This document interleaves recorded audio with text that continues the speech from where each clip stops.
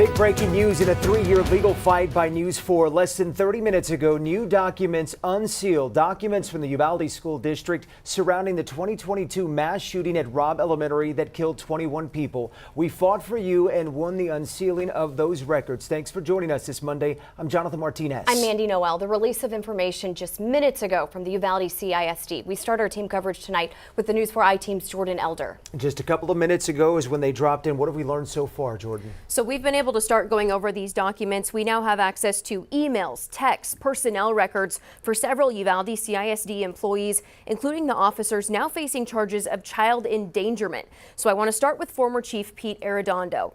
We got access to his personnel file, and we learned that Arredondo had just re-signed a contract in April of 2022. That's a month before the shooting, cementing his role as the district police chief for another school year. We also saw a monthly summary to a program called Social Sentinel. That is a program that monitors social media for threats, specifically for districts. These records show that Arredondo logged in 3 views from May 1st to May 31st, 2022. We know from our previous reporting that the shooter had been posting questionable things on social media. Another email shows that Arredondo was seeking quotes from Motorola for communication equipment. That was in January, 4 months before the shooting. We know that radios were a huge issue that day. Arredondo even saying at one point he left his radio in his vehicle because he knew that it wasn't going to work in Robb Elementary. There are also things like presentations on emergency procedures. So again, just minutes ago we got these documents, so we're still actively looking through this folder as it refreshes. All right, as we know with this tragedy, as ways it's associated, we know that only 2 people so far charged, and then as we understand there's already a change of venue being requested for at least 1. Yes, and we knew that was coming. So former police officer for Uvalde CISD, Adrian Gonzalez, is charged with 29 counts of child endangerment. That is for all of the children that survived and all of the children that did not. So his attorney has now filed a change of venue motion, which means they don't want the trial to take place in Uvalde.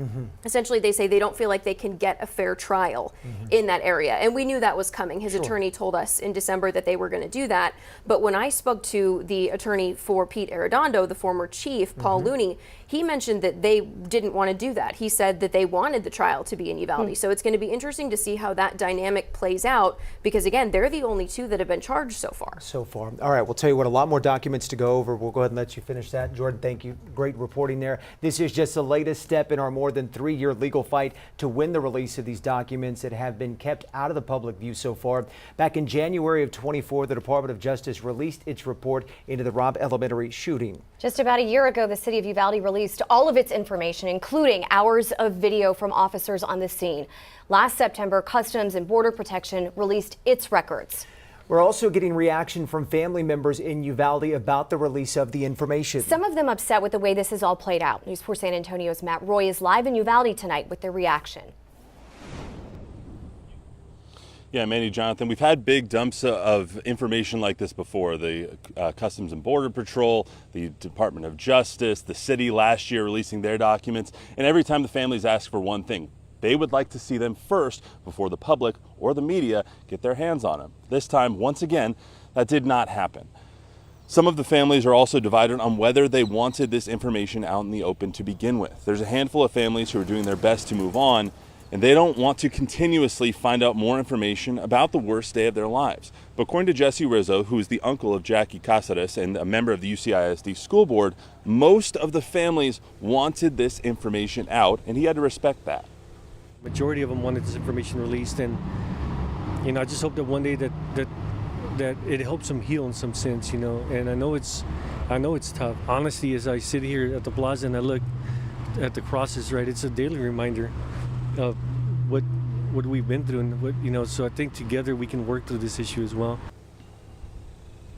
Rizzo and some of the other family members that I spoke to today are hoping that the release will help them heal and give them some closure as well. Now, Rizzo is hopeful that the release of this and the county releasing their documents either tonight or tomorrow will help the county and the district and the city kind of meld the bridges that have been burned by this whole tragedy from a couple of years ago with the community, and everyone can start anew and try and move forward. Reporting live in Uvalde, I'm Matt Roy, News 4 San Antonio. All right, Matt, thank you for that. Now, these documents include a lot new details about the shooter, Salvador Ramos. We continue our team coverage with Yami Virgin with our sister station, Fox SA. You've been looking through what this shows about the shooter, Yami. That's right, and we just received these documents. We had waited all day for the files that we received about 25 minutes ago. Part of the documents include the shooter's school records. Now, looking at those, we can see that he had disciplinary history dating way back, starting between 2018 and 2021. In March of 2018, he was written up for using sexual and derogatory language, using the word gay and calling people names. After repeatedly being told to stop, he also made inappropriate gestures to a teacher, and he also made a sign using his hand to that teacher. He ended up getting in-school suspension. 2018, he was approached by another student and the shooter hit him in the arm.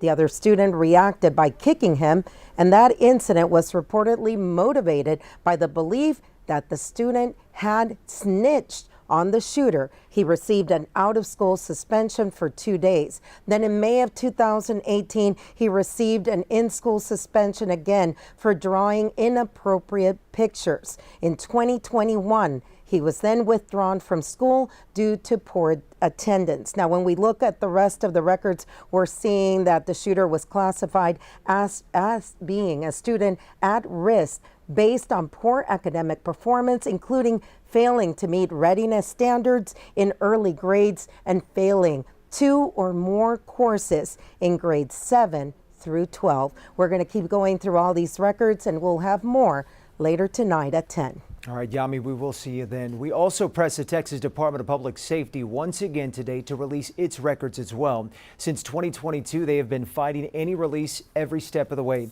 They had dozens of state troopers on the scene that day and were a major presence in law enforcement response, and they reportedly have more than 2 terabytes of information. They did not respond to our request today. We will continue to follow this story for you and bring you the latest breaking developments on all our platforms, online, on Facebook, and on Twitter. And follow us at News 4 San Antonio.